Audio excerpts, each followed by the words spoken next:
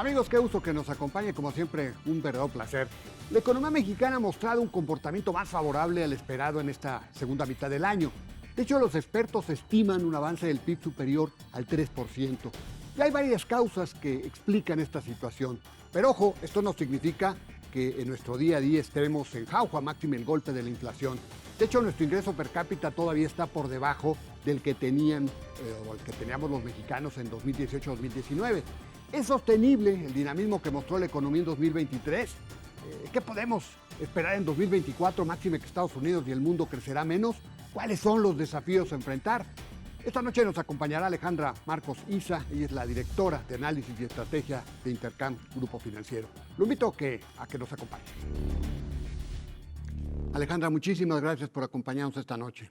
¿Cómo estás? La verdad, un gusto y un honor que nos hayas invitado. Muchas gracias. No, como siempre, un placer platicar contigo, Alejandra.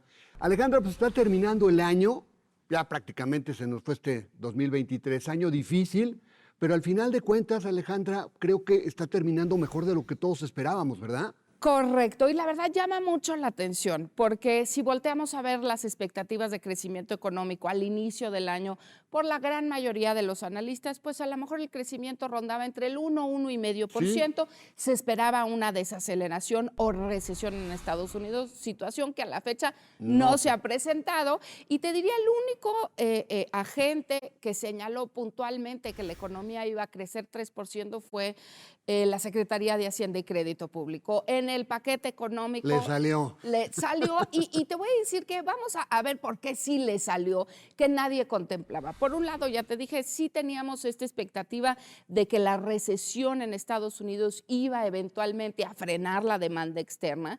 No tenemos una recesión en Estados Unidos, las exportaciones siguen creciendo, poquito en el margen, pero siguen creciendo, pero hay dos cuestiones que nos sorprendieron. Uno, la fortaleza del consumo, y dos, y más puntualmente, este último componente, la inversión. La inversión fija bruta en lo que va del año ha crecido 30%, y este 30% de crecimiento tiene que ver con construcción, y a su vez la construcción, que ha crecido 48%, tiene que ver básicamente con la construcción no residencial. Y es aquí, Alberto, donde a lo mejor Hacienda sí tenía esta disposición de los números, porque cuando vemos el despliegue de inversión, básicamente es inversión pública. Esta administración tiene muy claro que quiere acabar con los proyectos insignia, con el Tren Maya, con Dos Bocas, y eso ha significado un enorme despliegue de inversión pública que ha movido el engranaje de la inversión privada y que por lo tanto este componente que había estado ausente durante años, yo te diría puntualmente desde el 2015, ahora tiene un crecimiento en vertical. Y eso es lo que ha hecho que la economía crezca mucho más de lo que todo mundo esperaba. Por el lado del consumo, remesas 62,600 millones de dólares, últimos 12 meses, récord. Es algo que llama mucho la atención, pero sí tenemos dos componentes, tanto ticket como tráfico se ha venido incrementando. Dos, el sistema financiero mexicano está muy bien capitalizado y cuando vemos la cartera donde está creciendo, crédito al consumo. Y la tercera tiene que ver con un mercado laboral en México que también se encuentra muy estrecho. El desempleo amplio se encuentra en 2,8%, aunque tenemos que decir que la gran mayoría de la población económicamente activa está empleada en la informalidad. 56% para ser puntuales, ¿no? Correcto, pero sí tenemos un mercado laboral estrecho. Entonces, este año el crecimiento total de la economía mexicana se explica básicamente por demanda interna y no por externa. Entonces, la gran pregunta es, ¿qué va a pasar de cara al 24? ¿No? Esa es la gran pregunta y era lo que te quería preguntar. ¿Qué están viendo para el 2024? ¿Es sostenible esta situación? ¿Viene una recesión finalmente en Estados Unidos? ¿O cuáles son las variables? Además hay elecciones. ¿Qué es lo que ven ustedes? Ese último punto, Alberto, es el más importante a destacar para el próximo año. Tenemos elecciones en México y en Estados Unidos. Y lo que sabemos que con el ya aprobado paquete es que el incremento en el gasto público va a ser brutal. De hecho, el déficit propuesto, el déficit de balanza primaria es de 1,2%, algo que no habíamos visto en décadas.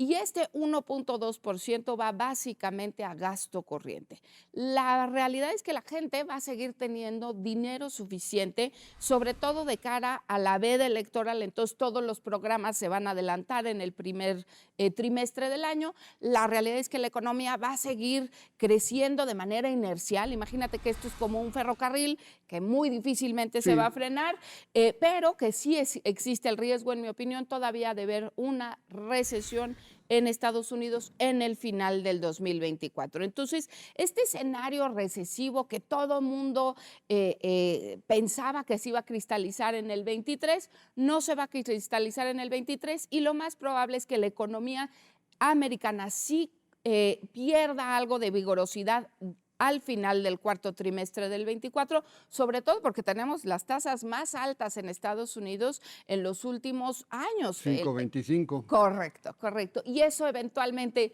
sí debería de frenar la actividad económica en Estados Unidos y por lo tanto, pues la nuestra. Ahora, finalmente, pues, supongo que no se va a crecer lo mismo que este año, ¿no? Bueno, aunque todo puede suceder, porque ya después de la sorpresa de este año puede suceder. Hoy los analistas que están, que 2.5, una cosa así, ¿no? El consenso anda entre 2 y 2.2%. Nuevamente Hacienda trae este número mágico del 3. Pero sí creo que la economía va a perder algo de dinamismo y no podemos negar que tanto en México como en Estados Unidos tenemos tasas particularmente elevadas. En México, hoy la tasa de referencia por parte de Banco de México está en 11.25 y eso eventualmente debería sí frenar algo de inversión y también algo de consumo. Y en Estados Unidos, pues la disposición de crédito cada vez está más apretada y entonces a mí me parece que sí vamos a ver un deterioro en la actividad económica en el 24. Puntualmente, nuestro estimado es 2.2% para el 24 en México y 1% de estimado de crecimiento para Estados Ahora, Unidos. Alejandra, el tema de las finanzas públicas, o sea, ¿qué ves tú para las finanzas públicas, sobre todo con un componente de deuda que sigue creciendo, los intereses de la deuda también, gasto, tomas mucha deuda y la destinas a gasto corriente, no a gasto de inversión? O sea, son temas que pues, no gustan y al final de cuentas ya sabemos las secuelas que tiene esto. ¿Cómo lo ves? Sí, yo creo que, a ver, vamos a empezar a decir, durante toda esta administración, el gobierno fue de una u otra manera prudente, vamos así decirlo, porque no gastaba lo que no tenía. Cuando volteamos a ver el déficit de balanza primaria, pues es prácticamente en equilibrio. Y en el 2024, imagínate que está dando el tarjetazo, ¿no? 1.2%. Muy bueno. ¿Eso significa que vamos a tener una crisis de sexenio? Mi opinión es que no. No. Pero sí deja muy clara y mucha evidencia que en el 25, si no hay una reforma fiscal, entonces los niveles de gasto que está incurriendo el gobierno son tan elevados que el déficit difícilmente va a poder reducirse a niveles del 3,5, 4%, que es lo que habíamos estado anticipando o lo que habíamos visto. Cuando hablo del 3,5, 4%, hablo del déficit fiscal, los requerimientos amplios de Hacienda. Ahora, Exacto. habiendo dicho eso, a mí no me preocuparía si este incremento en la deuda es justamente para proyectos productivos, pero no lo es.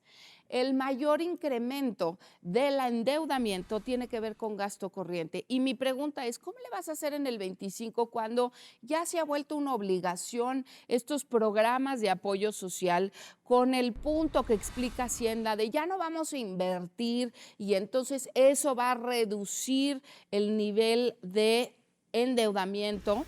Pues a mí me parece muy difícil porque cuando volteamos a ver la gran mayoría del incremento tiene que ver con gasto corriente. ¿Cómo cuánto nos cuestan estos programas sociales? Mira, cada pues año? más o menos, el más importante es el programa para los adultos mayores y ese ya es constitucional, entonces ese no le vas a poder Que dar. no, por cierto, no es de esta administración, se viene arrastrando Correcto, ya, ¿no? correcto. Y ese programa más o menos es como 3 puntos y medio del Producto Interno Bruto. El gasto social en total, incluyendo todos los programas, es 13 o 14% del Producto Interno Bruto, si es de los niveles más elevados que hemos visto en los últimos sexenios. Y además, supongo que no le estás agregando las pensiones, ¿verdad? Que ese es otro tema, ¿no? Correcto, eso no trae el dato de las pensiones. Entonces, es ahí donde demostramos que la vulnerabilidad de las finanzas públicas del cara al 25, sin duda es muy evidente, frente a una ausencia de una reforma fiscal. Y tiene que venir, Alberto, la reforma fiscal por el lado del ingreso, no puede venir por el lado del gasto, porque ¿a qué llamas le vas a recortar? Sí. ¿No? Ya no se puede.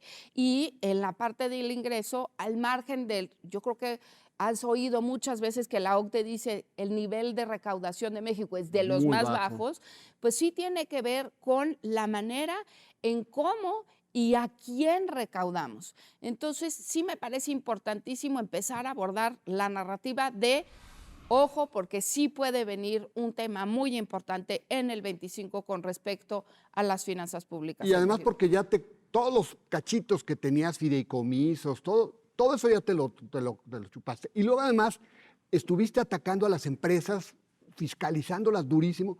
Pues ya no les puedes fiscalizar, ya se acabó, ya no hay manera. Ya no puedes más, ya lo que dejaron en la mesa y que hoy están contribuyendo ya no se puede más. Ya no se puede más. Y es cierto, todos los ahorraditos que tenía y que contaba el gobierno ya no existen. Entonces, imagínate que es querer conducir este ferrocarril, ¿no? Que hablábamos de la economía mexicana, con el brazo totalmente atado y solamente confiando en que el gasto de inversión ahora se tiene que hacer por parte de los privados y así detonar un mayor crecimiento y a la postre también una mayor contribución. El consumo seguirá en la misma tesitura, la inversión en la misma tesitura. Yo supongo que la inversión van a ser más cautelosos porque vienen elecciones, probablemente hay algo de nearshoring, no sé cómo lo veas. Mira, yo creo que uno de los, y lo tocas muy bien, Alberto, el tema del nearshoring puede ser un cambio importantísimo en los estimados. En nuestra opinión, el nearshoring es una realidad, aunque en los datos duros no se vea, porque la parte de nuevas inversiones aún es muy pequeña, es la que está creciendo más fuerte y a doble dígito. Y una de las razones en donde tenemos mucho más evidencia del nearshoring es en estas naves industriales, en el sector inmobiliario, sobre todo en la parte norte del país. Cuando te hablaba hace unos momentos de la inversión que se había detonado, otra de las razones que está detonando la inversión, sin duda alguna, es el nearshoring. Y finalmente con el consumo, yo creo que el consumo sí va a tender a desacelerarse. Te voy a dar un dato puntual. Al último mes conocido de este año, el consumo ha crecido 4%. La verdad es un crecimiento bastante fuerte, considerando que más de 2/3 partes de la economía mexicana es consumo. Entonces, sí va a tender a desacelerarse, pero va a tener un apoyo brutal, los apoyos del gobierno, sobre todo en el primer trimestre del año. Y eso me parece que al menos la primera mitad del año la vamos a tener positiva. Bueno, muy claro, más claro ni el agua, ¿no? Alejandra, muchísimas gracias. Siempre es un verdadero placer poder platicar contigo, ¿eh? Muchísimas gracias a ti. Ahí tiene todos los elementos para que ustedes tomen decisiones de un año que viene que va a ser medio complicado. Entretenido. Tus asegúnes, y además pues, con el tema electoral, toda la incertidumbre, los jaloneos que vamos a ver, pero bueno, pues ahí están las herramientas. Muchísimas gracias, Alejandra. Gracias a ti. Muy buenas noches. Sí, además de que todavía hubo un rebote en la actividad tras los rezagos que generó la pandemia, este año ayudó muchísimo que Estados Unidos no cayera en recesión. Nuestras exportaciones, claro que nos han jalado y qué decir del famoso nearshoring. Sin embargo, el 2024, tal cual, no se ve sencillo. Además de la incertidumbre electoral, hay muchos retos. Como quiera, bueno, la esperanza es que podamos superarlos y repetir otro año con buen crecimiento. Ojalá así se presenten las cosas. Lo invito a la próxima semana, aquí a la misma hora, con más nombres, nombres y nombres. Hasta la próxima.